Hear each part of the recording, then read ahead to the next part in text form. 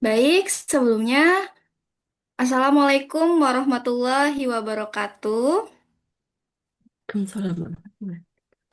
Selamat pagi semuanya, selamat kembali di 3R yang ke-45. Izin memperkenalkan diri, saya Novi Ariantika yang akan membersamai Bapak, Ibu, dan teman-teman pada 3R hari ini sebagai moderator. Nah, namun sebelum kita lanjut, mari kita berdoa menurut kepercayaan kita masing-masing, berdoa disilahkan.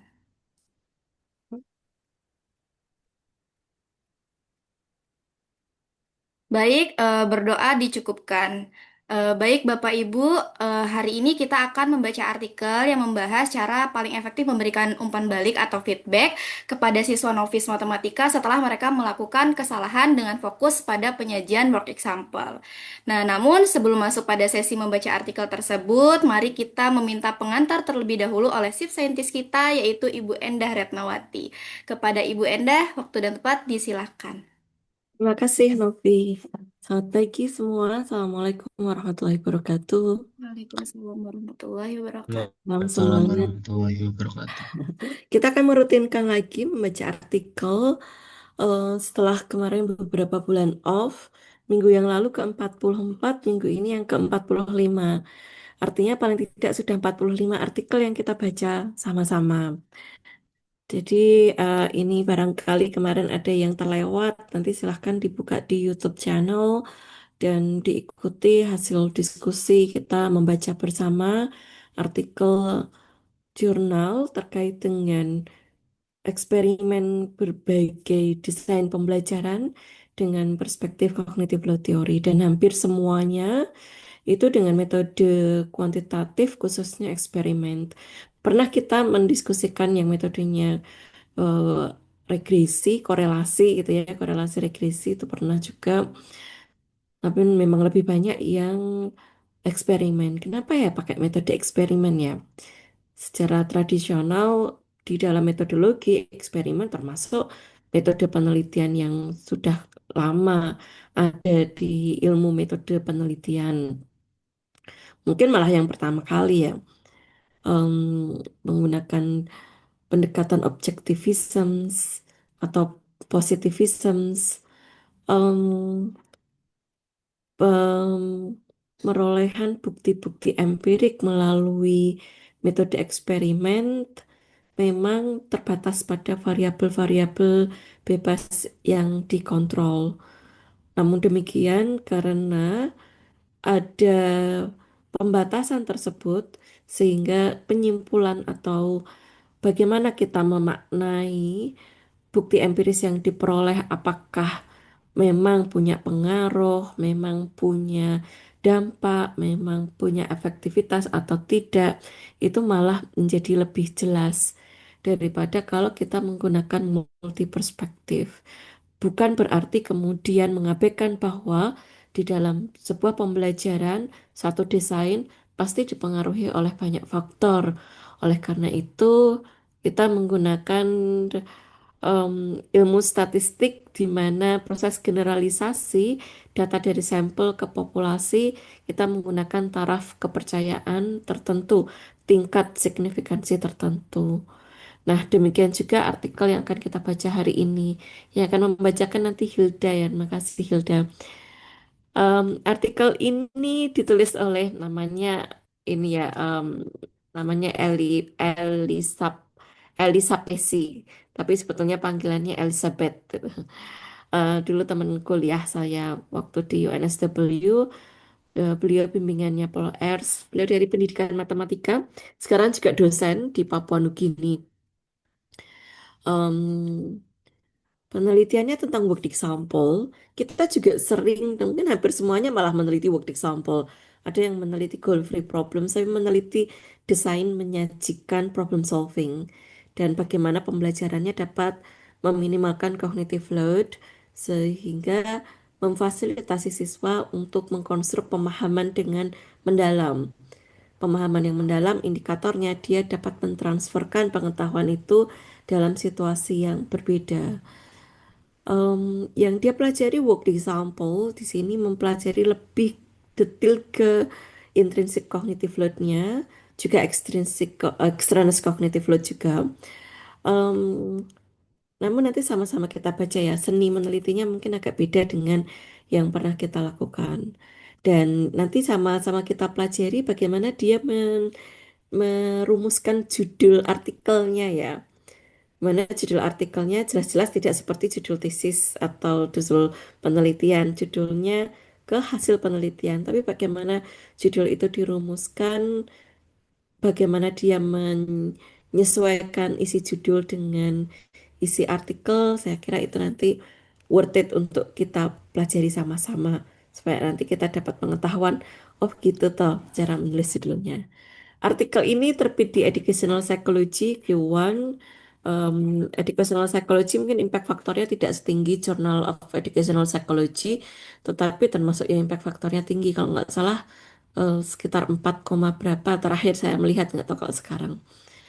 Ada baiknya kita memang memilih jurnal-jurnal yang bereputasi, yang kredibel, karena jurnal-jurnal ini benar-benar menerapkan proses review yang ketat. Reviewer yang dilibatkan adalah reviewer yang memiliki kapasitas keilmuan sesuai dengan isi artikel. Jadi kalau artikelnya tentang cognitive load theory, tentang desain pembelajaran, problem solving, dan metode eksperimen kuantitatif, biasanya reviewer-reviewernya adalah peneliti yang menguasai bidang-bidang itu. Dan di jurnal internasional, reviewernya tidak hanya satu, apalagi dua, tidak hanya dua, apalagi satu gitu ya. Biasanya paling tidak itu biasanya itu sampai 4, 5 orang. Jadi benar-benar yang diterbitkan itu dikoreksi dan mereka punya komitmen untuk menerbitkan yang benar, menjaga menjaga kebenaran dari ilmu pengetahuan itu. Jadi menjadi gawang dari penerbitan ilmiah. Kita perlu respect pada orang-orang yang em, punya integritas seperti itu. Em, dan apa ya bagaimana kita bisa menumbuhkan sikap-sikap integritas supaya supaya kita juga mengembangkan diri kita untuk menjadi seorang yang kredibel. Oke, bacaannya memang jurnal-jurnal berdampak tinggi, berimpak faktor tinggi atau kita seringnya mengenal yang Q1 gitu ya. Tapi sampai sejauh ini kita membaca jurnal-jurnal Q1 ini jurnal-jurnal yang ini ya, maksudnya yang nggak galak-galak amat ya, artinya kita juga bisa mempelajarinya dengan mudah juga nggak begitu ya bisa diikuti lah, bisa diikuti mungkin malah lebih mudah diikuti daripada jurnal nasional karena isinya lebih jelas, lebih lugas, lebih lengkap juga. Oke, mari kita sama-sama baca. Hilda nanti akan bantu membacakan. Kita baca bagian per bagian ya Hilda. Sama PR-nya nanti selain nanti mempelajari isinya, coba kita pahami bagaimana dia merumuskan judul sesuai dengan isi artikelnya. Saya kira itu pengantar dari saya. Mari sama-sama semangat, catatannya dikeluarkan supaya ya kita nggak capek berpikir, dibantu dengan mencatat. Semangat terus ya, terus semangat. Terima kasih Novi sebagai moderator dan yang menghandle sesi hari ini. Oke, selamat membaca. Semoga bermanfaat. Assalamualaikum warahmatullahi wabarakatuh. Waalaikumsalam warahmatullahi wabarakatuh. Baik, terima kasih Ibu atas pengantarnya. Saatnya kita lanjut ke sesi membaca artikel yang akan dibacakan oleh Hilda. Halo Hilda, apakah sudah siap? Siap, insya Allah. Baik, jika sudah siap, waktu dan tempat disilahkan. Oke, baik. Sebelumnya saya izin share screen.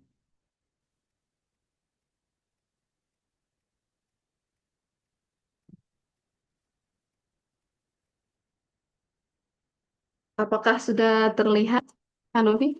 Sudah, sudah.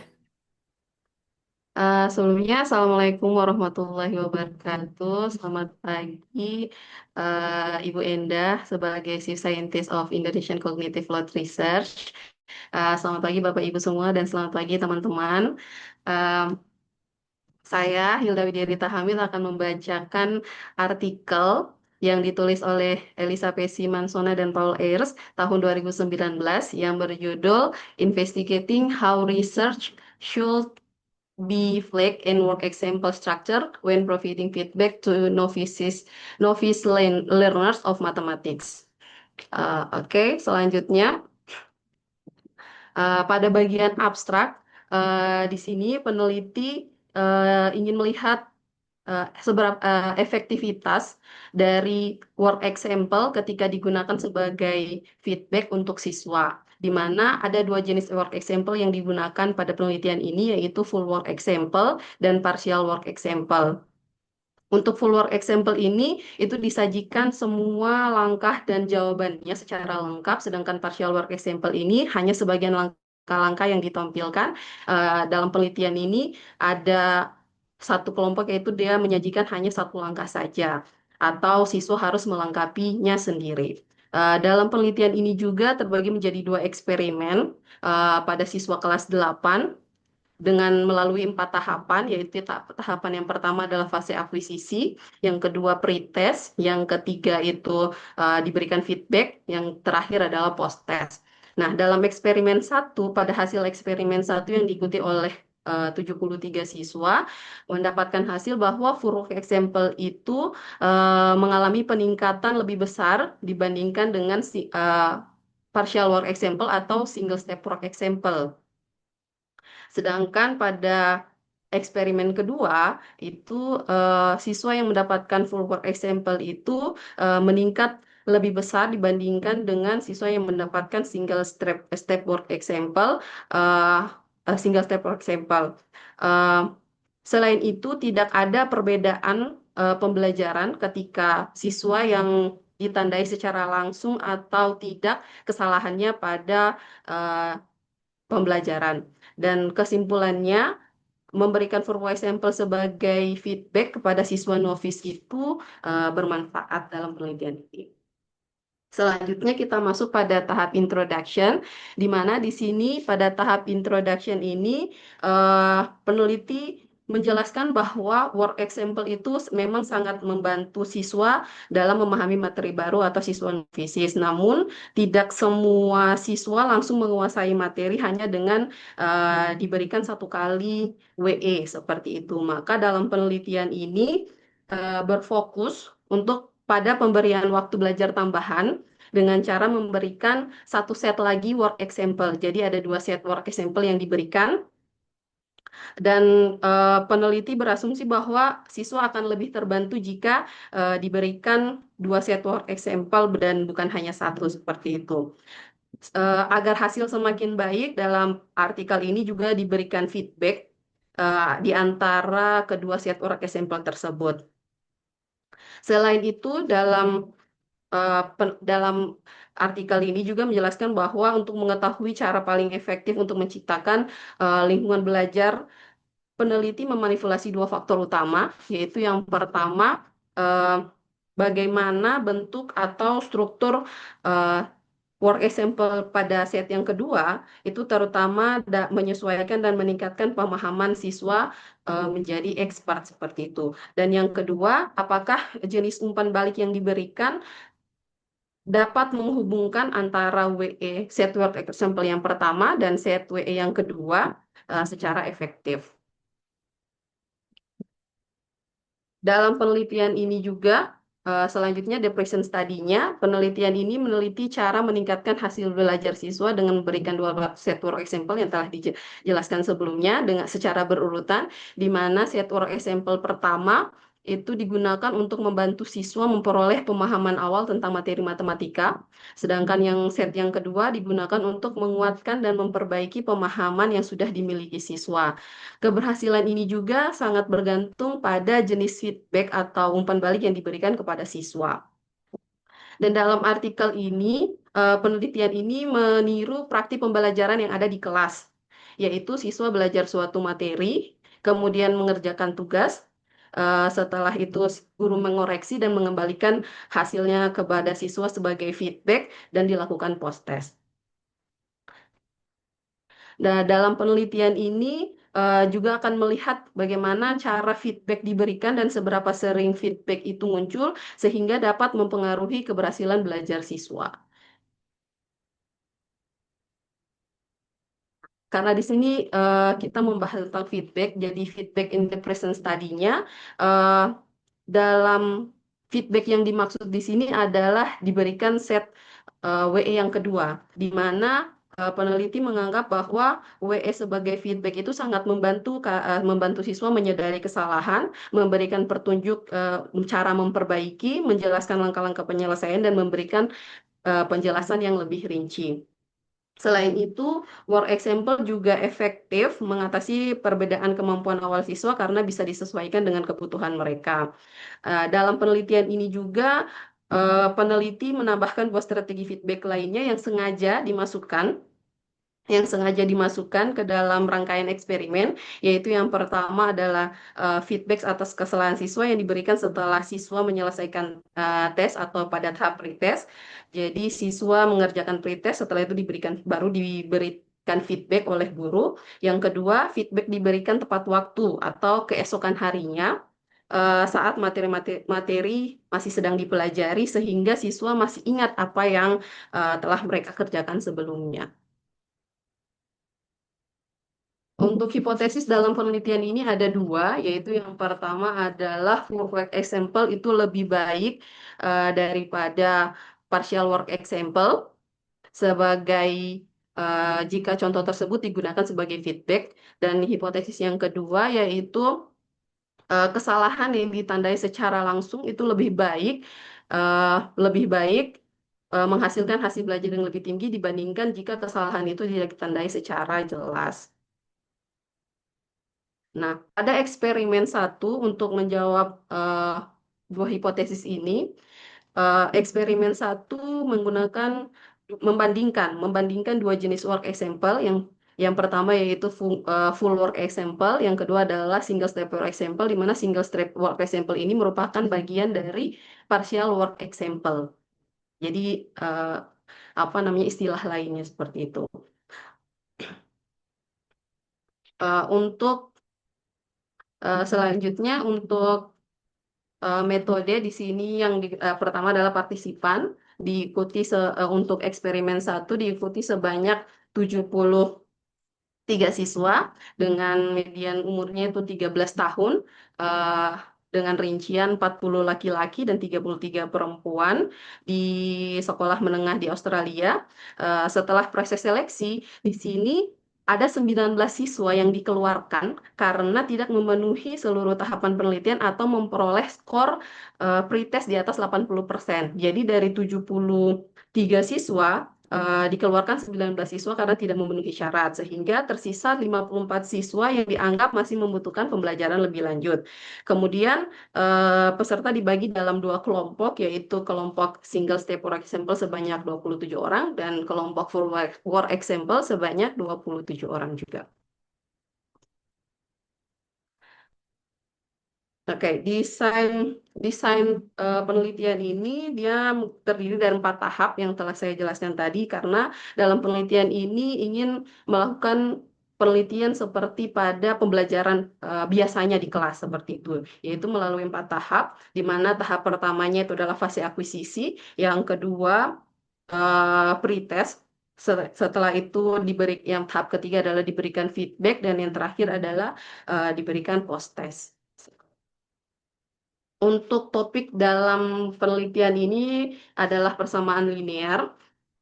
Dengan tujuan pembelajarannya, siswa diharapkan mampu menyelesaikan persamaan linear menggunakan metode aljabar, termasuk penyederhanaan ekspresi aljabar yang melibatkan penjumlahan, pengurangan, perkalian, pembagian, pecahan, dan perluasan ekspresi aljabar dengan menghilangkan simbol-simbol. Oke, kita masuk pada tahap akuisisi atau akuisisi stage. Di sini pada tahap akuisisi itu terdapat 6 pasang soal. Jadi terdapat 6 pasang soal di mana setiap soal itu terdiri dari WE dan siswa akan mengerjakan similar problem atau soal yang secara struktur itu serupa untuk diselesaikan. Misalnya di sini peneliti mencontohkan untuk soal WE-nya, misalnya soalnya adalah menyelesaikan 2x tambah 10 sama dengan 18, maka untuk similar problemnya siswa disuruh menyelesaikan 3x tambah 8 sama dengan 23 yang dimana struktur dari soal ini sama atau identik seperti itu.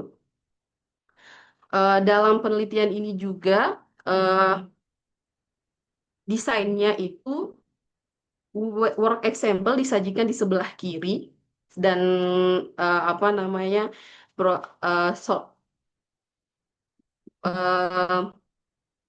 similar problemnya disajikan di sebelah kanan, problem solvingnya disajikan di sebelah kanan, dengan memberikan ruang yang cukup bagi siswa untuk menyelesaikan langkah-langkah solusi dari jawaban mereka. Untuk keenam jawaban keenam pasangan jawaban yang benar itu disajikan pada fase instruksional dengan lembar kerja terpisah. Jadi disajikan pada lembar kerja terpisah dan siswa diinstruksikan untuk merujuk pada setiap solusi setelah menyelesaikan dan melakukan koreksi yang sesuai sebelum beralih ke pasangan berikutnya. Oke, selanjutnya di sini untuk tes materialnya terdiri dari 10 soal. Terdiri dari 10 soal dengan terbagi menjadi 6 soal yang similar test, dan 4 soal untuk tes transfer seperti itu. Eh, di sini trace transfernya itu ada 4 soal karena memerlukan manipulasi matematis yang lebih kompleks ya. Jadi lebih ada modifikasi seperti itu, tidak seperti similar problem yang disajikan pada WE sebelumnya, pada tahap akuisisi.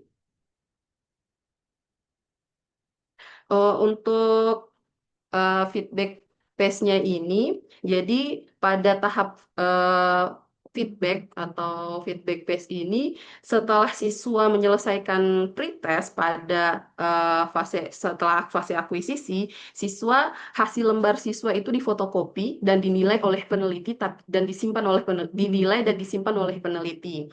Sedangkan untuk lembar aslinya itu feedback diberikan sesuai dengan ketentuan dan dikembalikan kepada siswa pada keesokan harinya.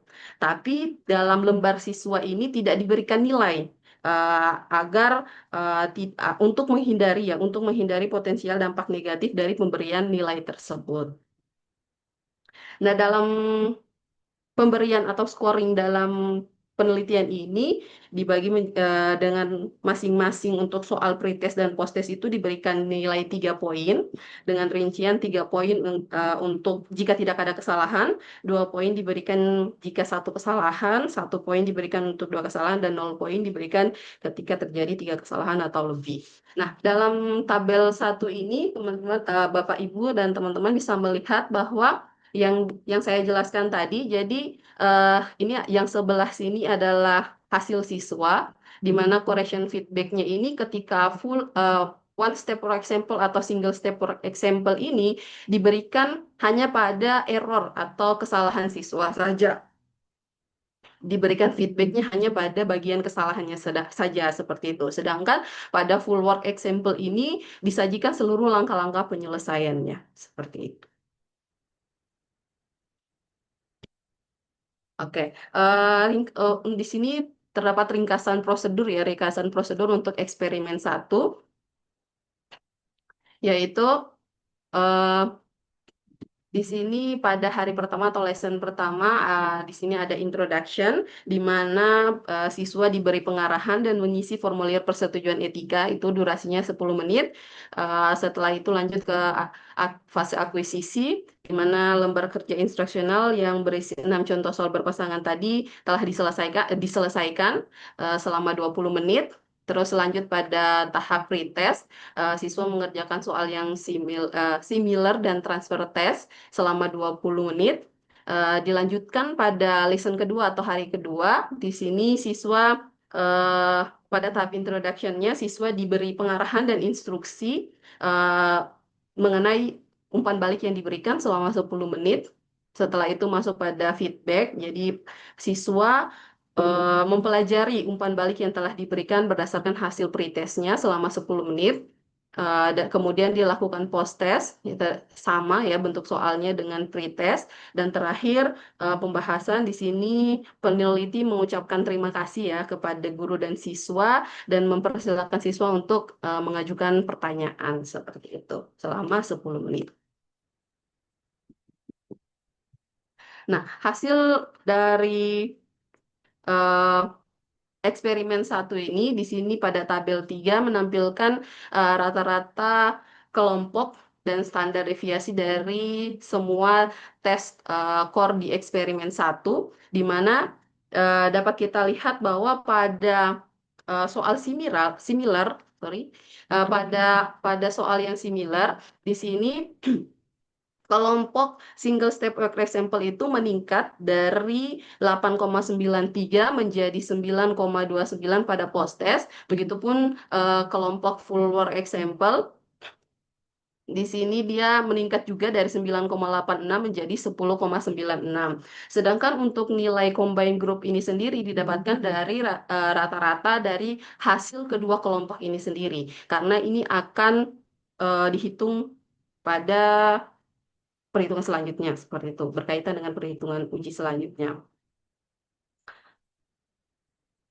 Nah, berdasarkan hasil ini, kelompok Furler example itu memperoleh skor lebih tinggi dibandingkan dengan single step or example, eh, khusus pada soal similar. Sedangkan pada soal transfer ini, hasil yang diperoleh di sini terbilang cukup rendah, mengalami peningkatan tetapi cukup rendah seperti itu karena dari kelompok single step for example itu dari nilai pretestnya yaitu 0,96 meningkat memang pada post test yaitu menjadi 1,07 dan kelompok full juga dari 1,36 meningkat menjadi 1,43 tetapi hasil ini masih terbilang cukup rendah seperti itu.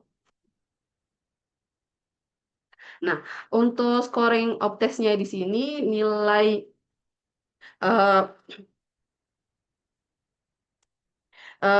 dari masing-masing nilai ya daripada soal similar itu menunjukkan reliabilitas yang tinggi ya. Oh ya, untuk untuk tes untuk similar itu maksimum nilainya adalah 18 karena masing-masing soal itu bernilai 3 poin dan tes transfer itu maksimal nilainya adalah 12. Nah, eh, untuk reliabilitas dari tes similar itu lebih tinggi dibandingkan transfer, eh, memiliki yang reliabilitas lebih rendah. Di sini, dari hasil ini, peneliti menduga bahwa karena banyak peserta didik tidak mengerjakan soal tersebut, oleh karena itu akan dilakukan analisis lanjutan, apa namanya, dilakukan analisis lanjutan pada soal transfer itu tidak dilakukan karena memiliki reliabilitas yang rendah seperti itu.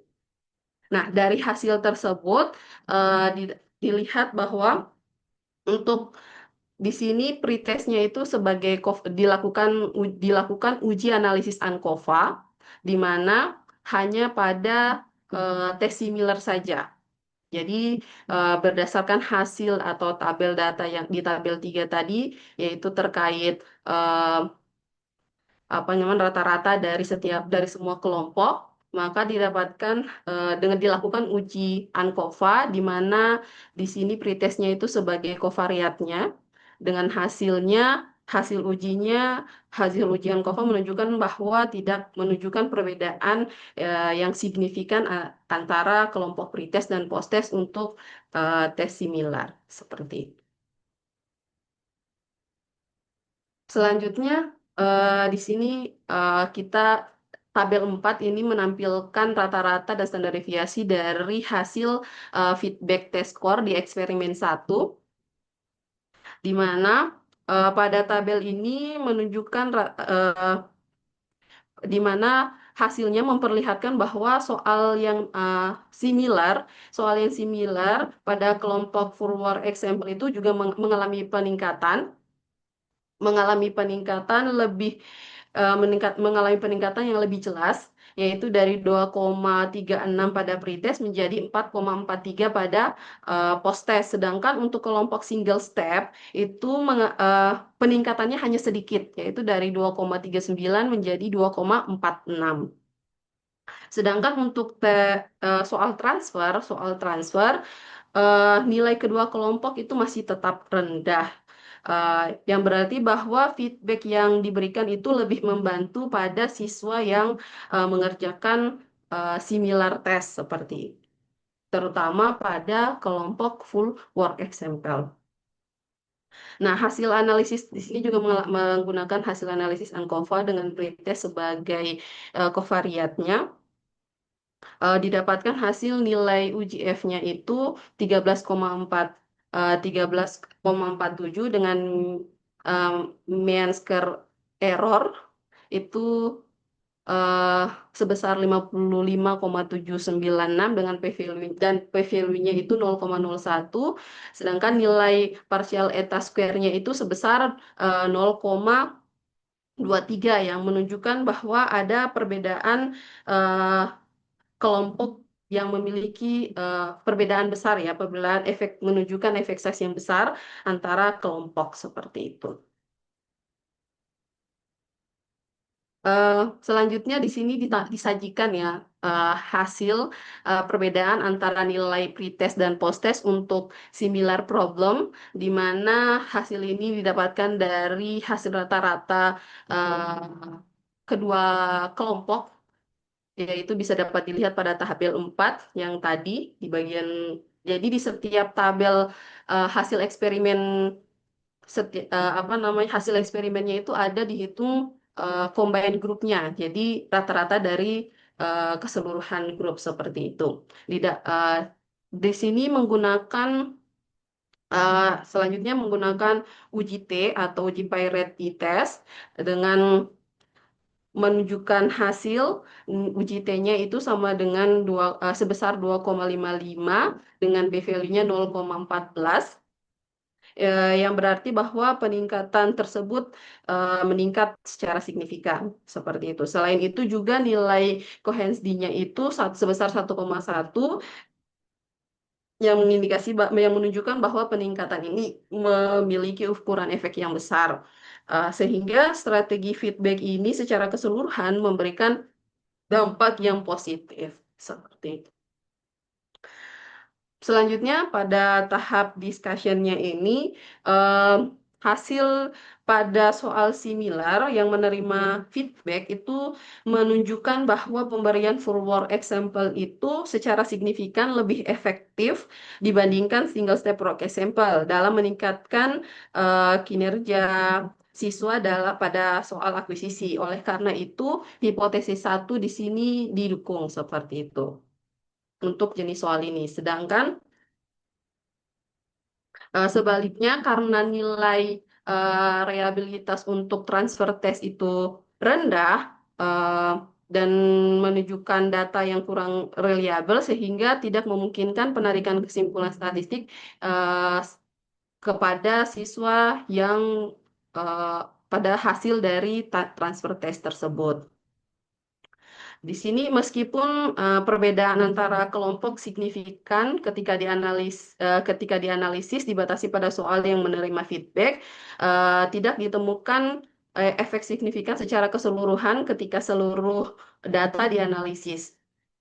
Kurangnya efek ini karena kemungkinan disebabkan oleh dua kondisi desain. Yang pertama adalah kesalahan yang ditampilkan pada WE tidak secara langsung mengarahkan siswa kepada kesalahan yang mereka buat, sehingga fokus belajar lebih tertuju pada pencarian kesalahan daripada pemahaman konseptual. Yang kedua, WE di sini hanya dipelajari dan tidak dipasangkan dengan aktivitas pemecahan soal yang berpotensi mengurangi efektivitas intervensi seperti rancangan yang telah dilakukan atau yang dikembangkan oleh Sweller dan Cooper tahun 1985 yang sudah memang terbukti sukses seperti itu.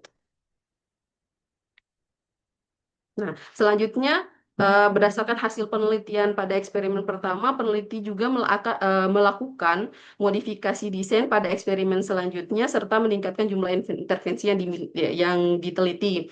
Sehingga pada eksperimen 2 ini peneliti melakukan beberapa perubahan dibandingkan dengan eksperimen pertama, yaitu yang pertama adalah umpan balik yang diberikan itu berpasangan dengan soal latihan atau similar problemnya, bukan hanya berupa contoh yang dipelajari. Untuk kelompok pertama, yaitu adalah full work example, di mana siswa setiap jawaban yang salah diikuti dengan full work example, lalu siswa diminta untuk mengerjakan soal yang serupa atau similar problem.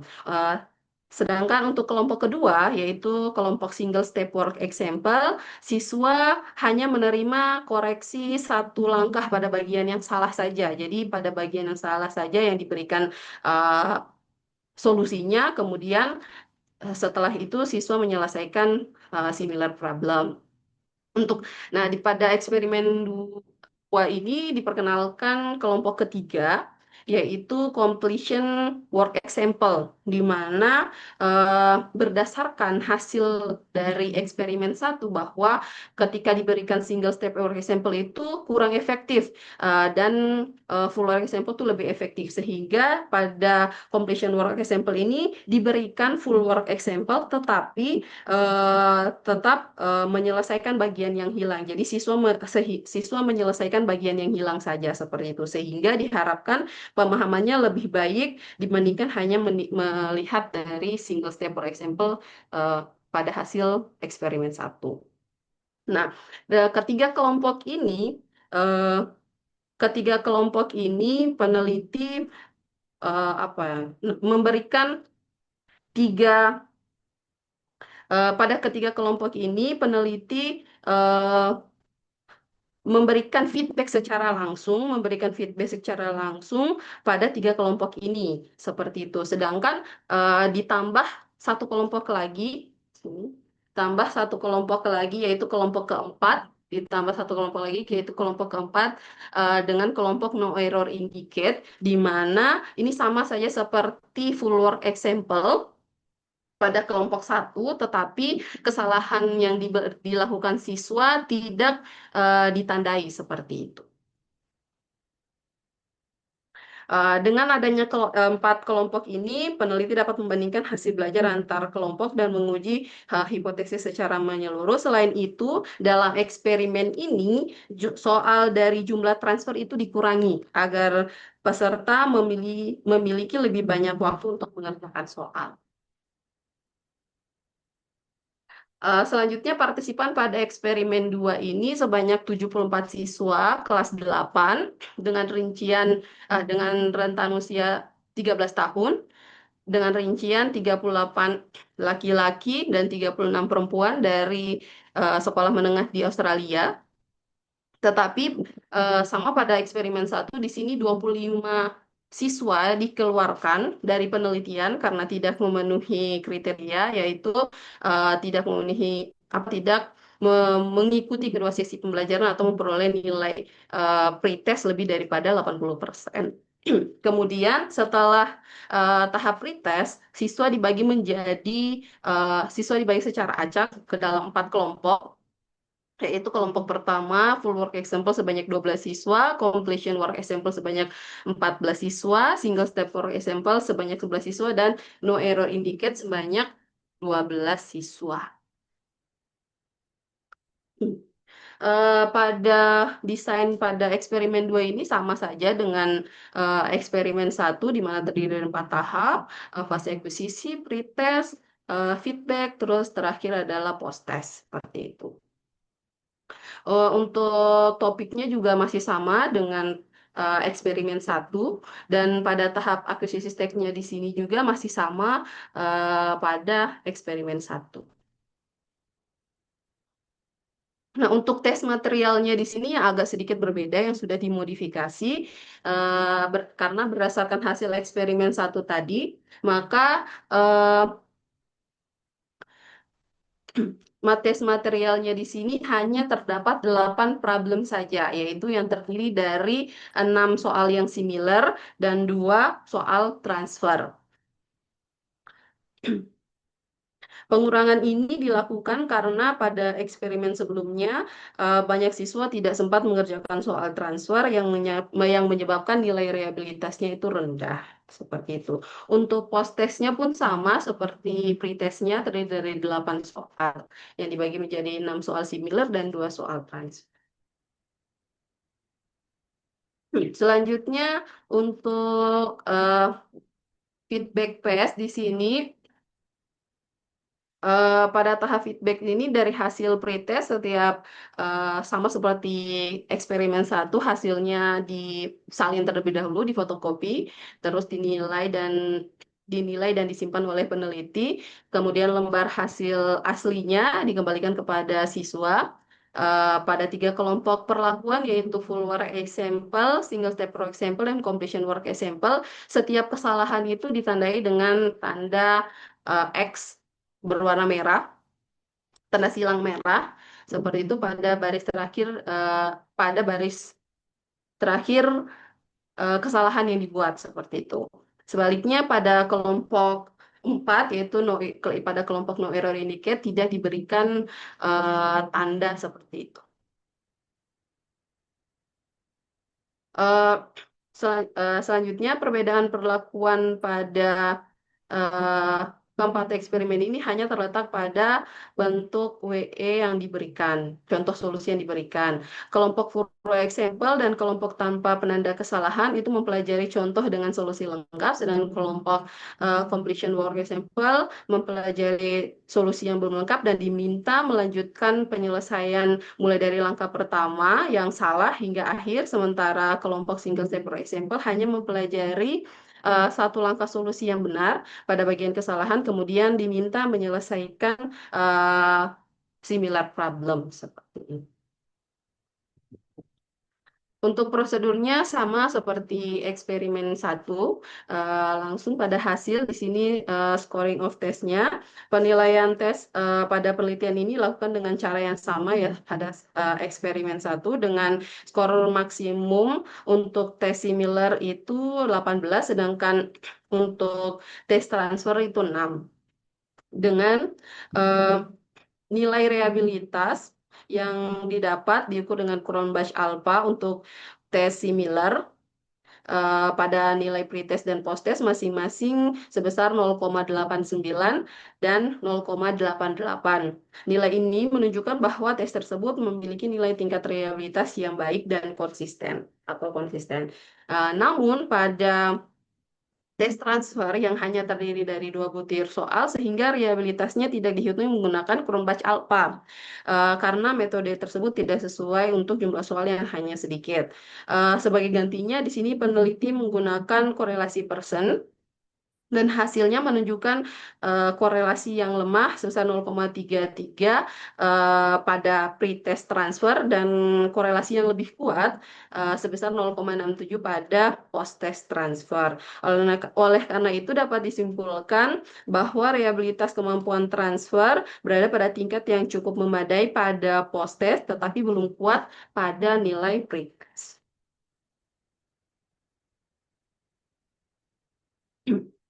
Oke, selanjutnya pada tabel 5 ini menampilkan sama seperti eksperimen satu ya. Tabel 5 ini menampilkan rata-rata setiap kelompok dan standar deviasi dari keseluruhan tes skor di eksperimen 2 di mana di sini eh, berdasarkan berdasarkan nilai tes uji apa namanya pada nilai tes similar kelompok no error indicate itu menunjukkan hasil yang paling baik. Kenapa? Dengan rata-rata 13,08 dibandingkan dengan kelompok lainnya. Karena sebenarnya kelompok yang lainnya juga mengalami peningkatan yang sama, tetapi pada kelompok no error indicate ini meningkat dari 7,54 menjadi 13,08 seperti itu. Padahal pada pretest ini di kelompok completion itu lebih tinggi, tapi tidak mengalami terlalu besar peningkatan pada post-testnya. Untuk tes transfer sendiri, kelompok completion itu mengalami peningkatan memiliki rata-rata tertinggi dengan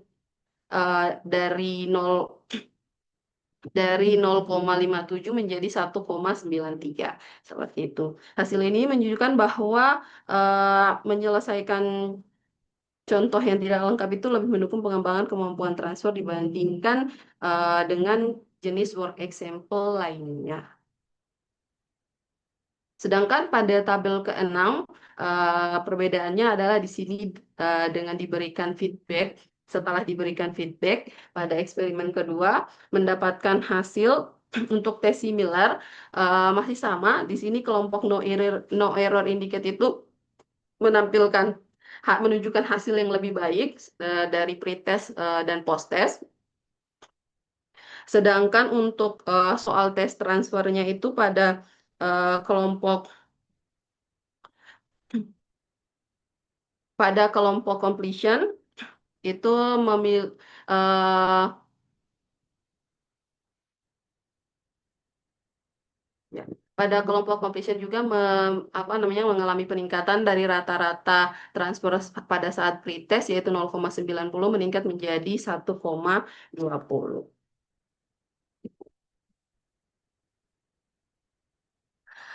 Selanjutnya di sini dilakukan analisis untuk keseluruhan test score yang dilihat pada tabel 5 yaitu pada combined group dilakukan menggunakan uji ANCOVA eh, dilakukan dengan menggunakan uji ANCOVA dan mendapatkan hasil tidak ditemukan perbedaan yang signifikan antara kelompok pada skor tes secara keseluruhan, baik untuk tes similar maupun transfer seperti itu. Selanjutnya pada feedback analisisnya di sini, eh, pada feedback ini dilakukan pada soal post-test yang berkaitan langsung dengan soal pretest sebelum menerima umpan balik dengan skor 1 atau 2. Analisis ini dilakukan dengan prosedur yang sama seperti eksperimen 1 untuk di mana kovariat dari ini adalah pretest dalam uji ANCOVA dengan hasil ANCOVA-nya menunjukkan adanya perbedaan yang signifikan antara kelompok pada tes similar, pada skor tes similar dengan nilai uji F-nya itu sebesar 4,70 dengan measure square error-nya itu 46,03, p-value-nya 0,06 dan partiality square-nya sebesar 0,243, di mana ini termasuk atau kategori effect size yang besar, yang berarti terjadi perbedaan kelompok, terdapat perbedaan antar kelompok. Selanjutnya dilakukan uji post hoc Banferroni dengan koreksi Banferroni menunjukkan bahwa kelompok Furwalk example itu mendapatkan rata-rata nilai 5,31 dengan standar errornya 0,19, sedangkan kelompok no error indicate mendapatkan rata-rata nilai 6,87 dengan standar errornya 0,90, memperoleh eh, skor yang secara signifikan lebih tinggi dibandingkan dengan kelompok dari completion work example dengan rata-rata nilai 2,67 dengan standar error 0,85 dan single step work example dengan rata-rata nilai 3,10 dan standar errornya 0,94. Kemudian tidak ditemukan perbedaan yang signifikan lainnya antara kelompok berdasarkan hasil ujian COVA. Selanjutnya, perbedaan antara nilai pretest dan posttest di sini menggunakan uji Peyetti test berdasarkan data yang ada pada tabel 6, yaitu melihat rata-rata dari keseluruhan eh, 4 kelompok tersebut, mendapatkan hasilnya menunjukkan bahwa adanya peningkatan yang signifikan antara nilai pretest dan posttest eh, pada tes soal similar dengan nilai uji T-nya itu sebesar 3,37 dan p-value-nya 0,01 dan nilai cohensity-nya sebesar 1,6 yang menunjukkan efek yang sangat besar. Namun untuk nilai tes transfer ini tidak ditemukan peningkatan yang signifikan secara keseluruhan karena nilai T-nya lebih kecil daripada 5 atau 1. Hasil ini menunjukkan bahwa meskipun feedback atau strategi feedback meningkatkan soal yang similar, tetapi strategi feedback ini belum cukup untuk meningkatkan kemampuan transfer.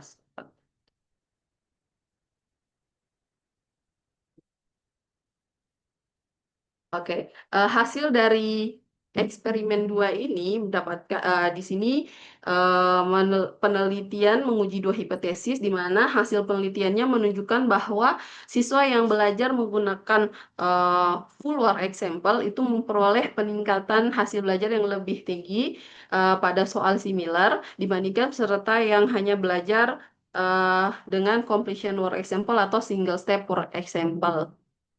Hal ini menunjukkan bahwa full work example itu lebih membantu peserta, membantu siswa untuk menyelesaikan soal. Oleh karena itu, dari hasil tersebut, hipotesis satu tuh didukung atau terbukti. Sedangkan untuk hipotesis yang kedua, untuk menguji apakah penandaan kesalahan atau flagging error dapat meningkatkan hasil belajar dibandingkan tidak ditandai kesalahan. Nah, dari hasil penelitian ini menunjukkan bahwa tidak ada perbedaan hasil belajar yang signifikan antara kelompok full work example dengan yang diberikan penandaan kesalahan dan kelompok kelompok keempat yaitu kelompok no indicate error. Ini berarti bahwa penandaan kesalahan itu tidak memberikan manfaat tambahan jika peserta sudah menerima full work example. Oleh karena itu, hipotesis 2 tidak. Nah, untuk general discussion-nya pada kedua hasil eksperimen ini menunjukkan bahwa bagi siswa yang belum menguasai materi, full work example efektif, tidak menimbulkan redundan atau cognitive load yang berlebih sehingga expertise reversal effect-nya itu belum terjadi. Dan full work example itu yang diberikan lagi setelah feedback itu masih bermanfaat. Dan bagi siswa novice itu eh, paling efektif jika diberikan follow example dan mendapatkan bimbingan penuh dengan menerima feedback yang sesuai dengan tingkat pengetahuan awalnya. Sebaliknya, partial work example kurang efektif bagi siswa novice karena tidak cukup jelas dan tidak menunjukkan hubungan antar langkah. Selanjutnya, kemampuan peserta diri dalam menemukan kesalahannya sendiri tidak memberikan eh, dampak positif ataupun negatif ketika full example digunakan. Sehingga jika siswa mampu menyadari kesalahannya sendiri, itu dapat mendorong pemahaman yang lebih mendalam dan pembelajaran yang lebih aktif. Dalam kedua eksperimen tersebut juga hasilnya adalah skor transfer itu masih rendah dan yang tidak hanya mempengaruhi reliabilitas data, tetapi juga menunjukkan bahwa soal-soal tersebut terlalu sulit bagi sebagian besar siswa dalam penelitian ini. Oleh karena itu, soal-soal tersebut dikategorikan sebagai far transfer daripada soal near transfer. Dalam hasil penelitian ini juga menunjukkan bahwa efek feedback atau umpan balik itu hanya muncul pada soal yang similar dengan latihan dan tidak ditemukannya pengaruh pada soal transfer disebabkan oleh rendahnya dari skor transfer tersebut. Eh, pada temuan eksperimen 2 juga menunjukkan bahwa feedback yang cepat dan fokus itu dapat meningkatkan performa belajar siswa. Secara khusus, full example dapat digunakan sebagai bentuk umpan balik yang efektif, terutama bagi siswa novice. Eh, Hasil ini oh ya udah. Hasil ini relevan juga bagi siswa yang novice yang baru mempelajari software baru, sedangkan siswa yang lebih expert itu efektivitasnya belum tentu sama dan masih perlu diteliti lebih lanjut. Dengan melihat contoh yang benar, siswa dapat membandingkan dengan jawaban mereka sendiri, menemukan kesalahan secara mandiri, dan belajar dari proses tersebut. Eh, Selanjutnya, dalam penelitian ini memiliki sejumlah karakteristik yang unik, yaitu memberikan kesempatan kepada siswa untuk terlibat aktif dalam proses feedbacknya, siswa diberikan tanggung jawab menemukan kesalahannya sendiri, bukan langsung diberitahu jawabannya. Penelitian ini juga memberikan umpan balik pada hari berikutnya yang lebih sesuai dengan praktik pembelajaran matematika sehari-hari di kelas.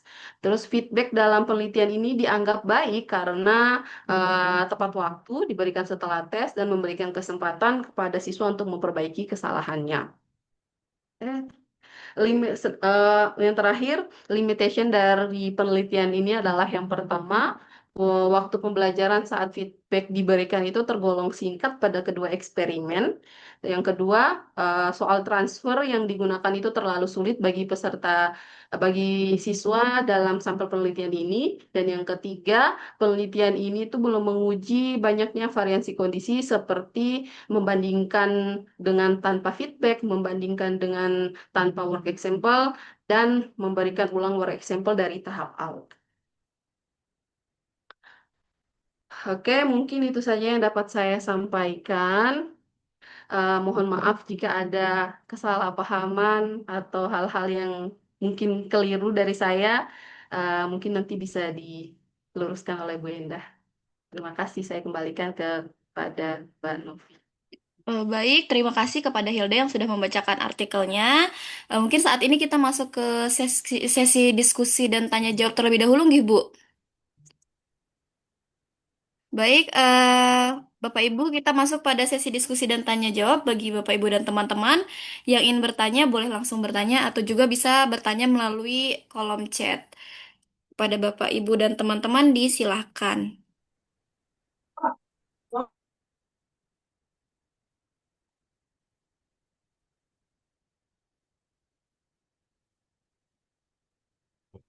Sepertinya tidak ada, Bu.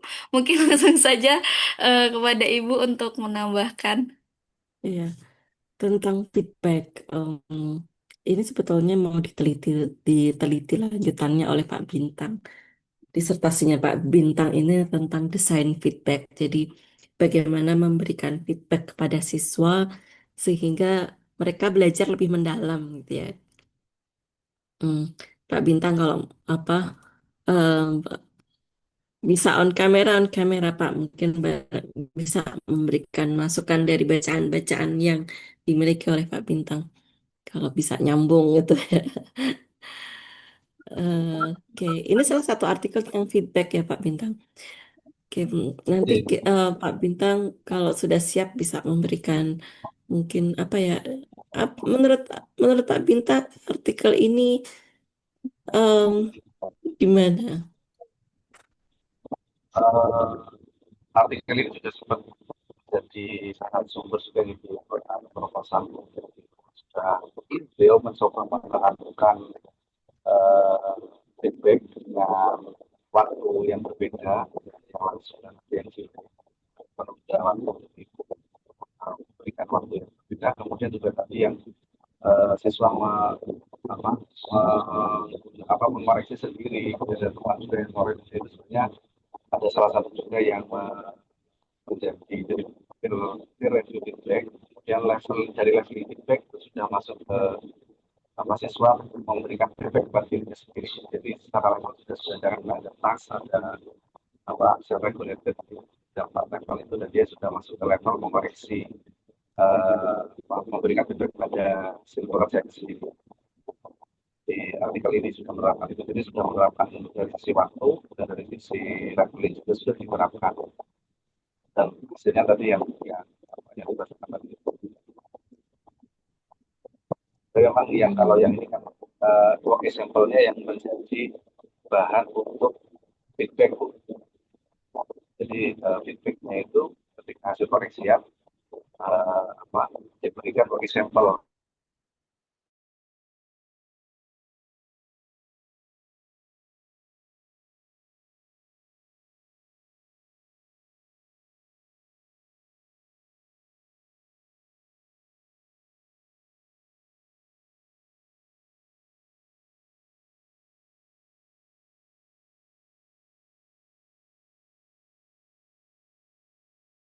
Di feedbacknya itu jadi kasih feedback dalam bentuk work example atau Oke, artinya ada banyak variasi secara umum gitu ya. Ada variasi dan kita belum tahu betul yang konsisten memang efektif itu pemberiannya yang bagaimana. Ya, masih menjadi sesuatu yang perlu diteliti. Oke, Em, tadi tuh PR-nya bandingkan antara judul artikel dengan isi. Oke, mungkin Hilda bisa share lagi judul artikelnya,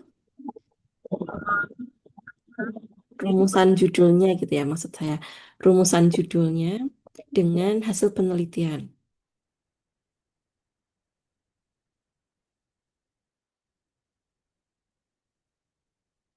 Oke, rumusan judulnya gini. Investigating how errors should be flagged and work examples structured when providing feedback to novice learners of mathematics. Jadi, investigating, meneliti bagaimana menandai kesalahan. Kesalahan ini kesalahan work example-nya atau kesalahan siswa dalam mengerjakan. Kalau dalam artikel ini menandai kesalahan siswa. Kesalahan siswa sendiri ya. Jadi bukan erroneous work example, tetapi errors yang dibuat oleh siswa. And work example structured, bagaimana work example-nya diberikan full atau hanya di bagian error saja when providing feedback sebagai feedback untuk siswa. Di eksperimen yang pertama langsung ada yang diberi full, ada yang diberi sebagian.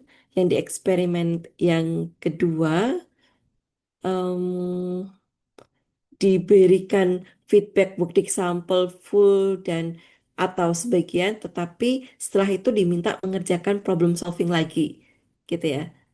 Jadi feedbacknya hanya work example atau feedbacknya berupa work example pairs. Hmm, gitu.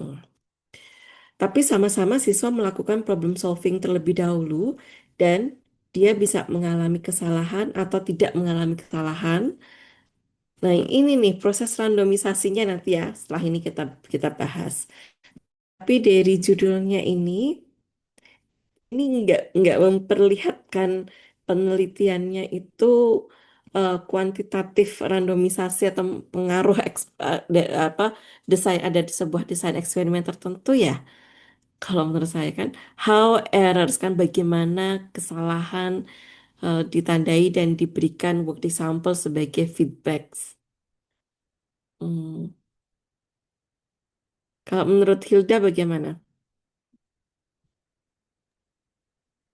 Eh, Kalau menurut saya sebenarnya, menurut saya mungkin dari judul ini diambil dari hasil penelitiannya sih, Ibu. Hasil Betul. penelitiannya seperti hasil karena hasil penelitiannya itu maka dibuatlah judulnya. Jadi memang dari kalau misalnya kita membaca judulnya ini belum tahu nih penelitiannya itu desain eksperimennya seperti apa. Seperti itu sih kalau saya. Hmm. Oke. Bahwa ini sesuai dengan hasil. Tapi kalau dijawab itu jawabannya apa tuh Hilda ini? Kalau sesuai dengan hasil penelitian artikel ini? Kalau sesuai hasil penelitian ini eh, memberikan menandai kesalahan itu apa ya tidak belum apa namanya apa bahasanya belum kayak Tidak belum pasti berkorelasi. ya mengkorelasikan apakah memberikan WE sebagai feedback itu bagi siswa novice itu baik atau tidak seperti kayaknya. Hmm, bahwa menandai kesalahan yang dia lakukan itu baik. Maksudnya feedback itu, tetapi feedback itu tidak harus berbasis kesalahannya itu saja. Diberikan full work example itu juga malah lebih baik daripada hanya work example di bagian yang salah itu. Ya. hasil penelitiannya kan gitu kan. Iya, Jadi Ibu. siswa mungkin jadi siswa ada baiknya tidak hanya belajar dari kesalahan yang dia lakukan, tetapi secara seutuhnya bagaimana problem solving itu dipecahkan melalui karena dia novices lebih baik melalui full work Betul. example yang mana setelah belajar full work example itu dia juga mencoba sendiri lagi problem pairs, problem yang dipasangkan dengan work example itu. Oke. Kemudian kita ke randomisasinya ya. Mari sama-sama kita baca. Ini dia tuh ada pretest. Pretestnya itu ada dua. Dia namakan similar dan transfer. Ya kan Iya, Hilda? Coba iya, iya, Bu. dilihatkan lagi ke teman-teman slide itu.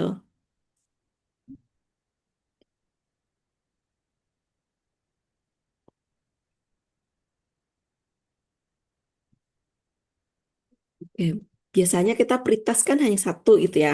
Iya, Nah, ini pretestnya agak beda dengan yang biasa kita lakukan.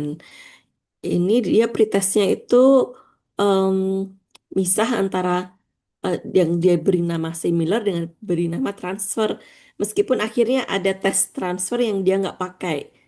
Tetapi iya, meskipun nggak dipakai, dia tetap dituliskan ya bahwa pada saat eksperimen ada pretest. Tetapi karena reliabilitasnya rendah, jadi datanya nggak bisa dipakai. iya, Lihat nih, peneliti itu menunjukkan sikap jujur. Oke.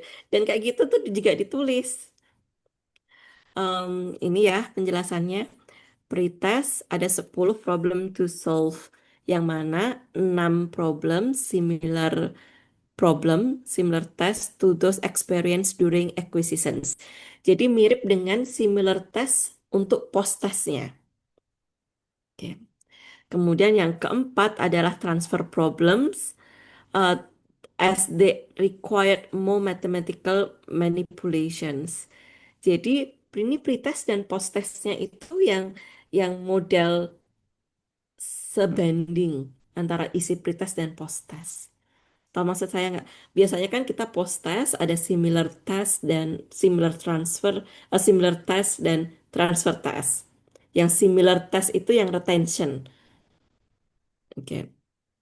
Kemudian pretestnya biasanya kita itu um, prerequisite materials. Nah, yang ini dia itu um, the post-test had an identical format to the pre-test. Jadi post-test dan pre-testnya itu sebanding. Mungkin mahasiswa sudah sering dengar itu juga kan, malah penelitian-penelitian di sini di tempat kita itu teman-teman kita yang lain itu kebanyakan pre-test dan post-testnya kan isinya sama. With structurally similar problems but not identical to the pretest. Secara struktur itu mirip tetapi nggak sama dengan pretest itu ya. Jadi pretestnya dan posttestnya ini dibagi dua, similar dan transfer dan dianalisis terpisah. Meskipun datanya yang transfer nggak dipakai, tapi dia mendeskripsikan hal itu. Dan ini juga dari pretestnya ketika siswanya itu nilainya di atas 80, iya. mereka dihapus datanya Dihapus. karena dianggap dia bukan novices. Dianggap dia sudah punya pengetahuan awal yang cukup. Jadi kalau kan kita ngambil materi yang siswa belum mempelajari dan kita cek kemampuan awalnya juga dari sebanyak apa prerequisite yang sudah dikuasai. Terus kita cobakan juga tes similar dengan acquisition kan, yang apa biasanya juga hanya mirip saja tapi nggak sama karena kita tahu kalau diberi soal seperti yang problem solving yang dipakai untuk pembelajaran pasti mereka nggak bisa karena memang belum mempelajari. Jadi seni untuk memberikan pretest ada berbagai cara ya. Ini yang bisa dicatat oleh mahasiswa. Setiap cara ada alasannya. Dulu ada satu artikel yang sudah kita baca bersama-sama, pretestnya itu malah dalam bentuk self-rating. Jadi nggak mengerjakan soal, tapi self-rating. Novi ingat nggak artikel yang mana ya? Jadi pretestnya itu self-rating. Pretestnya itu berupa pertanyaan, kamu sudah seberapa ngerti kamu tentang materi ini kan? Dia suruh rating antara 1 sampai 9, seberapa tahu dia itu. Nah, yang apa eh, yang ditanyakan lebih ke persepsinya, bukan benar-benar dia mengerjakan problem solvingnya. Masing-masing ada alasannya dan em, tinggal dituliskan di dalam artikelnya. Tinggal dituliskan di dalam artikelnya apa adanya. Seperti ini. Ini contohnya. Ini kan screenshot dari artikelnya langsung. Oke, tentang pretest, post-test, similar dan jenisnya similar dan transfer. Mahasiswa kalau mau ada pertanyaan, silahkan bertanya loh. Saya mau meng-highlight ini. This test was presented on a sheet of A4 paper with sufficient space for students to show their solution steps. Saya mau bilang di sini, mungkin menurut kita ini hal remeh gitu ya. Oh, ini sesuatu perlu ditulis.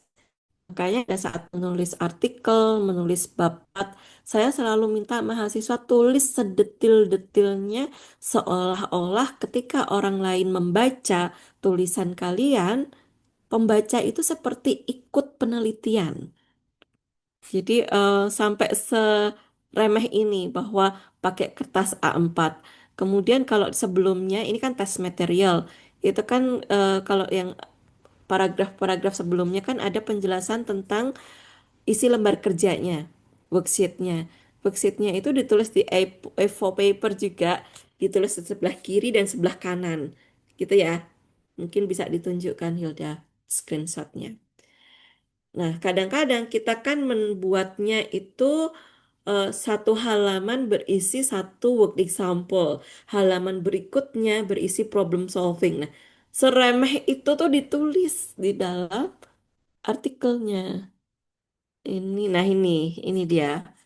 Ini ya Hilda ya. Ini screenshot yang Hilda tunjukkan. Ini ditulis di A4 paper sampai ukurannya. Betulnya agak berlebihan nih. Kalau kita A4 mah sudah tahu ya. Iya, Tapi ya biarin aja. Ini ada di sebelah kiri, work example-nya sebelah kiri, problem to solve-nya ada di sebelah kanan.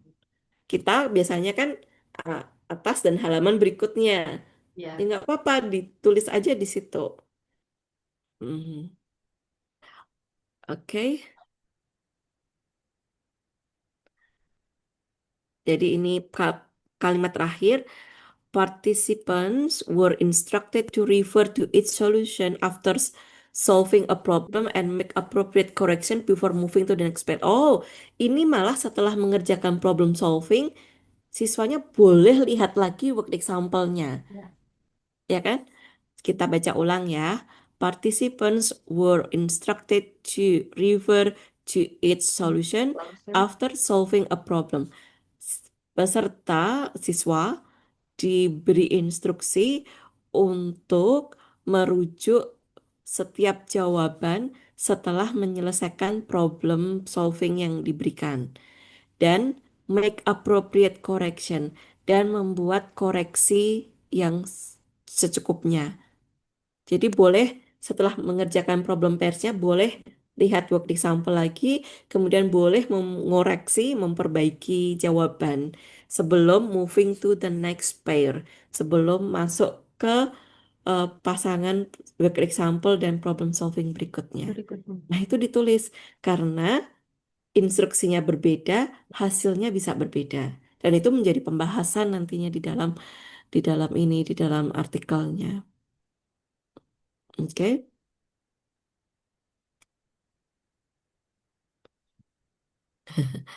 Ya, menekankan hal itu. Kemudian tentang bahwa ada hipotesis yang tidak disupport dengan evidence. Itu juga ditulis apa adanya kan ya Hilda ya, tadi Hilda Iya, menunjukkan. Mungkin bisa kita buka dulu bagian hipotesis.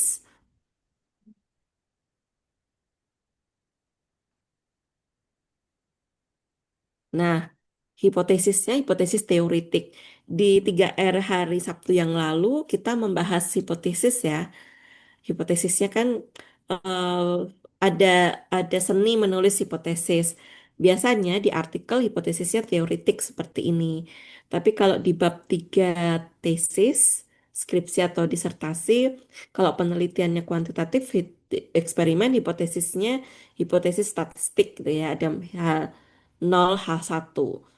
Jadi ini hipotesis satu tuh hipotesis nomor satu, bukan H1. H0-nya nggak ditulis. Jadi ini secara teoritik dia mau menyumbang pemikiran apa, kontribusi penelitiannya mau tentang apa. Hipotesis yang pertama, full worked examples will lead to higher learning outcomes than partial worked examples when presented as feedback.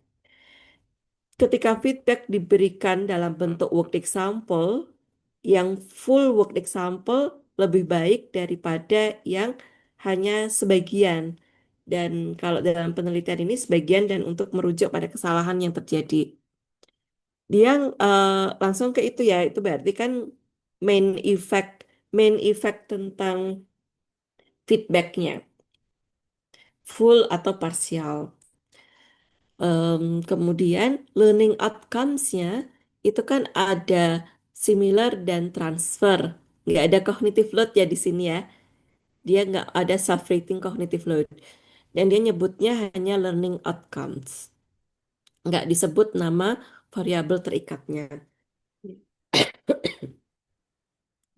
Kemudian yang hipotesis yang kedua, directly flagging errors will lead to higher learning outcomes than not explicitly flagging errors. Tapi ini nggak disupport ya, nggak terbukti hipotesisnya. Jadi secara langsung menunjukkan kesalahan siswa lebih baik daripada tidak secara langsung. Tetapi ternyata tidak berkorelasi dengan outcomes-nya. Jadi lebih mending novices itu diberi work example lagi untuk dipelajari ulang daripada ini loh kamu tuh salah di sini, ini yang betul kayak gini daripada yang kayak gitu. Oke, tapi yang work example-nya modelnya work example pairs. Jangan work example saja.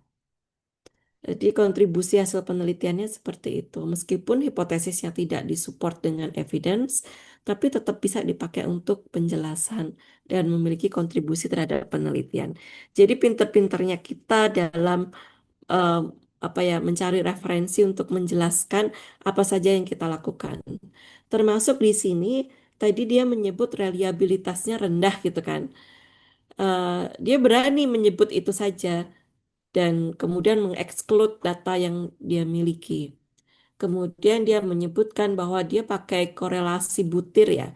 Korelasi Ya. butir skor dengan korelasi total ada referensinya bahwa dia nggak pakai alpha Cronbach pakai cara itu juga dia sebutkan.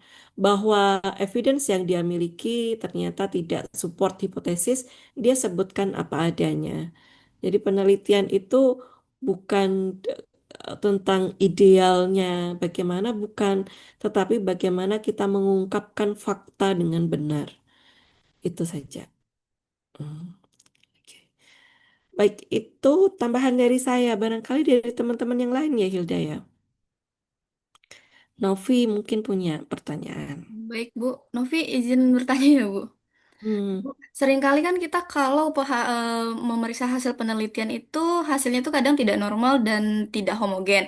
Nah, tapi karena kita sudah melakukan randomisasi, harusnya data itu dianggap normal dan homogen. Ada yang sumber sumber mengatakan itu ya, Bu. Nah, itu kalau ditulis di artikel berarti kita masukin alasannya, maksudnya kenapa dianggap normal atau ditulis sebenarnya datanya tidak normal tapi dianggap normal karena ini gitu, Bu. Itu baiknya gimana? ya. Tentang normalitas data distribusinya mendekati distribusi normal atau tidak, itu ada banyak banyak pendekatan. Pakai uji empirik langsung, uji hipotesis, pakai uji KS misalkan, Kolmogorov-Smirnov misalnya, ketika data kita tidak ada perbedaan signifikan dengan data yang berdistribusi normal, maka data kita juga berdistribusi normal pakai itu. Kemudian ada yang pakai ukuran skewness dan kurtosisnya, pakai rentang -2 sampai 2. Kalau masih di dalam rentang skewness-nya dan kurtosisnya antara negatif 2 sampai 2, maka datanya cenderung berdistribusi normal. Karena penelitian kita di bidang sosial, jadi kemungkinan mendapatkan persis berdistribusi normal itu sangat-sangat kecil. Kita hanya bisa mengatakan 95% gitu ya. Mendekati berdistribusi normal. Itu pun kata mendekati berdistribusi normal. Bisa pakai cara itu, kemudian kalau kita sendiri melihat data mentah kita ternyata ada outliers. Biasanya outliers itu menyebabkan skewness atau kurtosis yang tinggi. Skew, datanya terlalu menceng, datanya terlalu melebar, terlalu landai. Itu apa outlier itu. Kenapa terjadi ada outlier? Kemungkinan karena kondisi awalnya berbeda. Meskipun kita sudah melakukan randomisasi, tetapi karena faktor yang mempengaruhi kondisi sosial di lapangan itu sangat banyak yang kita nggak bisa 100% kontrol dengan dengan randomisasi, apalagi tidak kan? Jadi sudah mending ada randomisasi, apalagi tidak. Nah, kemungkinan ada yang meleset dari kontrol yang kita lakukan, sehingga ada outliers. Nah, ada baiknya kita bersihkan data-data itu. Sehingga meskipun kurtosis skewness-nya masih di rentang negatif 2 sampai 2, maka data kita pun masih lebih rapi ya, lebih bersih, lebih mendekati berdistribusi normal. Nah, itu untuk penghitungan secara langsung bahwa data kita berdistribusi normal atau tidak. Kemudian, kalau data kita itu kecil ya, sampelnya kecil dan em, mungkin di bawah 25, ada kecenderungan data kita itu kita tidak bisa mendeskripsikan dengan sepenuhnya kalau itu digeneralisasikan ke populasi, datanya berdistribusi normal atau tidak. Sehingga ada baiknya kita mengambil data itu untuk satu sampling eksperimen lebih baik, lebih banyak, lebih baik. Paling tidak 30 per kelompok rule of thumbs-nya. Sehingga semakin banyak data atau sampel yang kita rekrut, kecenderungannya untuk berdistribusi normal akan lebih tinggi. Itu. Em, itu dari sisi penghitungannya, tapi dari sisi uji statistik, uji yang kita pakai uji parametrik dengan uji parametrik yang sifatnya robust atau sifatnya kaku, dia bisa mengeliminasi eh, adanya outliers, adanya ketimpangan yang terlalu tinggi pada data-data yang kita uji perbedaannya. Jadi nggak ngaruh data itu berdistribusi normal atau tidak menggunakan uji F, uji T. Uji F, uji T yang kita lakukan kan uji beda rata-rata. Jadi kalau kelompok-kelompok datanya itu tidak berdistribusi normal, ya memang tidak berdistribusi normal, tetapi kan kita melihat secara keseluruhan ada perbedaan rata-rata atau ada perbedaan varians antar atau proporsi antar data, antar kelompok data. Sehingga sifat pengujiannya itu robust, artinya tidak terpengaruh oleh data yang sifatnya tidak mendekati berdistribusi normal atau tidak. Nah, berarti itu tadi ada 4 hal ya, yang masing-masing ini semua ada referensinya. Ada yang keempatnya ini disebutkan di satu buku referensi metode penelitian juga ada, atau di multivariate analisis buku buku buku statistik ya berarti multivariate analisis yang bisa dipakai untuk menunjukkan referensinya. Oleh karena itu, Hilda mendapati nggak di artikel ini dia nyebut-nyebut normalitas homogenitas? Tidak ada Ibu. Nggak Di ada. sini ya. Sampelnya kan 70-an sekian ya. Setelah Iya. dibersihkan, mungkin sekitar 60 dan hanya ada 2 kelompok yang dibandingkan. Jadi pembaca artikel penelitian eksperimen mungkin dipandangnya sudah punya metodologi, jadi sudah tahu sama tahu bahwa kita nggak perlu merisaukan tentang normalitas meskipun boleh-boleh saja mendeskripsikan hal itu dan ya ada baiknya juga untuk pelatihan. Cuma kita perlu paham juga dari perspektif uji statistiknya itu sendiri yang apa yang sifatnya robust. Mungkin itu Novi. Terima Jadi kasih. kalau mau disebutkan, sebutkan aja kalau itu baik. Kalau tidak disebutkan pun juga tidak masalah dengan alasan-alasan tadi. Salah satunya contohnya seperti yang ada di artikel ini. Baik, Ibu, terima kasih. Hmm. Mungkin Iya, sama-sama. atau Bapak Ibu lainnya ingin berdiskusi atau bertanya Iya, silakan. Hmm. Bahasa yang digunakan di dalam artikel ini tuh lugas ya. Artikelnya nggak panjang ya, Hilda ya. Isinya dua eksperimen tapi nggak panjang kan? Iya, Ibu. Hmm. Karena dia langsung apa ya, to the point lah, langsung untuk menyebutkan argumen-argumennya. Dan yang kita kerjakan di skripsi tesis itu yang kayak gini-gini. Artinya apa yang kalian kerjakan itu publishable. Tinggal ditulis sejujur-jujurnya seperti ini, jujur dan detil lah. Sangat detil Ibu, saya juga pas membaca itu eh, bahkan yang tadi Ibu highlight yang kertas saya juga pas baca, "Hah, sampai ukuran kertas A4 pun disebutkan gitu." Iya, serem Sangat-sangat itu kan. memang detail banget. Iya, itu namanya memperhatikan aspek replicability. Replicability.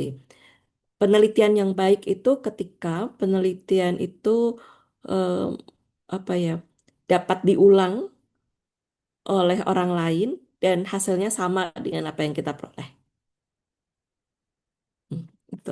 Nah, supaya penelitian kita punya replicability, dipandang punya replicability, dan artinya kan kita berani, silahkan kalau mau mengulang penelitian saya itu kayak gini loh detailnya. Nggak ada yang disembunyikan. Itu berarti kita menunjukkan replicability.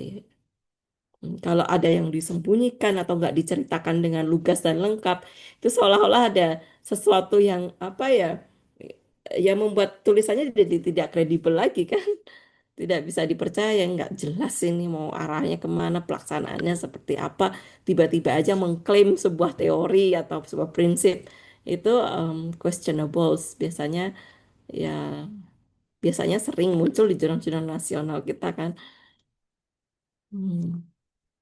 Nah, saya ingin mengajak mahasiswa ini nih apa agen-agen perubahan sebagai agen-agen perubahan di tingkat nasional dengan mempelajari artikel-artikel yang terbit di internasional. Tadi saya sempat membuka ini apa matriks dari jurnalnya karena saya udah agak lama nggak membuka jurnal ini. Tadi metriknya ini ya jurnalnya ya Educational Psychology. Dia impact faktornya 3 ternyata memang, tapi memang betul ya masih di bawah 5. Kalau ini impact faktornya maaf 4,3 5 years tapi yang this year only 3,0 dia ini masih Q1. Side score di Scopusnya 6,8 tinggi kan. Oke. Dia first decision 42 hari jadi 2 bulan sudah diberi keputusan. Kemudian rata-rata 106 hari dari submission sampai dapat hasil review. Kemudian 11 hari dari dinyatakan diterima, dia sudah terbit online. Acceptance rate 8%, artinya dari 100 artikel yang diterima, dimasukkan di sini, didaftarkan di jurnal ini, kemungkinan hanya 8. Rata-rata hanya 8 artikel yang diterima. Ya, enggak apa-apa. Saya juga habis dapat rejection. Sebentar, saya tunjukkan ya. Ini kalian bisa buka email saya kan? Ini. em, Dear author, kan kita masukkan artikel judulnya ini, Resting and Imagination in Learning, Task Complexity and Cognitive Load. em, Sudah direview, has been reviewed. Kita masukkan ke Applied Cognitive Psychology. Jadi baru hari Jumat kemarin saya terima berita sedih. Ya nggak sedih banget lah, biasa aja. Sudah ada from two expert review the paper including myself. Jadi editornya sendiri juga mereview. Hasil reviewnya seperti ini. Panjang begini kan ini reviewnya. Tetapi ini kesimpulannya kayak gini. I am afraid your manuscript has been declined for publication in Applied Cognitive Psychology. Artinya ditolak. dengan alasan sepanjang ini, itu alasannya udah sepanjang ini. Ini itu alasannya, ini komentarnya sepanjang ini komentarnya deng deng deng deng deng gitu. Panjang ini komentarnya deng. Dan ini reviewer kedua. Jadi ada 3 review ya. Gitu. Kemudian reviewnya itu per halaman kayak gini. Page 12, page 14, page 16, dan seterusnya. Sedetail itu. Kan? Em, jadi yang sudah terbit berarti sudah melalui proses yang seperti ini ketatnya. Maka kita dapat ini kan dapat menyimpulkan seberapa kredibel yang sudah terbit itu. Ini contohnya, contoh ditolak. Oke, anyway, tanggal 19 Desember kemarin pagi. Jadi bangun tidur buka email, terimanya adalah artikel saya ditolak. Oke, itu tapi bukan untuk tidak menyemangati ya. Justru saya malah kebalikannya menyemangati bahwa apa bacaan-bacaan kita di jurnal-jurnal bereputasi tinggi itu penting. Membaca artikel dan menuliskannya dengan baik itu penting. Mendapatkan hasil review yang sepanjang itu proses pembelajaran juga.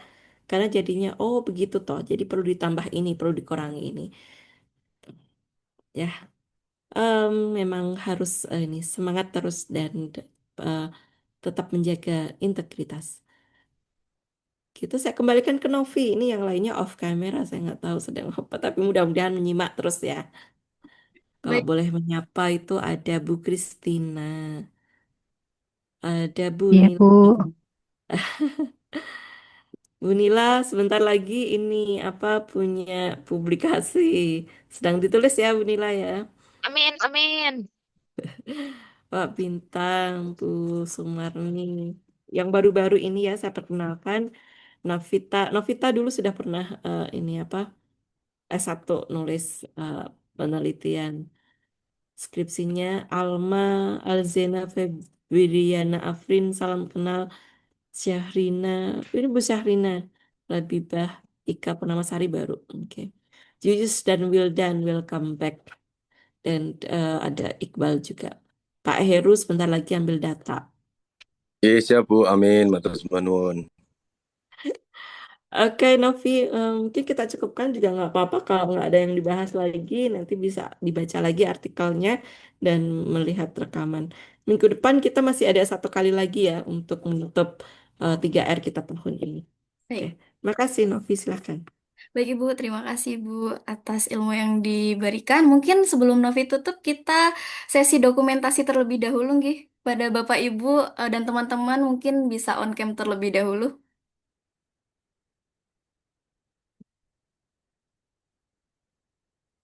Oke, baik. Mungkin bisa pose terbaiknya ya. Saya hitung sampai 3. Baik, saya mulai. Oh, belum. Oke, baik. Bisa dimulai. 1, 2, 3. Sekali lagi. 1, 2, 3. Sekali lagi ya. 1, 2, 3. Baik, terima kasih. Mungkin bisa Novi tutup, Nji, Bu. Silahkan Novi.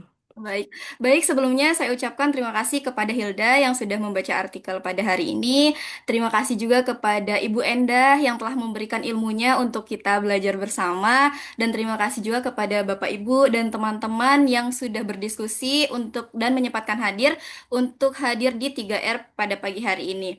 Dari artikel yang telah kita baca, kita dapat menyimpulkan secara keseluruhan temuan ini menegaskan bahwa strategi feedback ini masih beragam di mana full work example ini direkomendasikan untuk siswa novice dan pemberian feedback itu tidak hanya dari belajar kesalahan siswa tersebut, tetapi juga feedback baik diberikan dengan menunjukkan bagaimana cara menyelesaikan problem solving yang diberikan untuk mengkonfirmasi pengetahuan terutama pada siswa novice.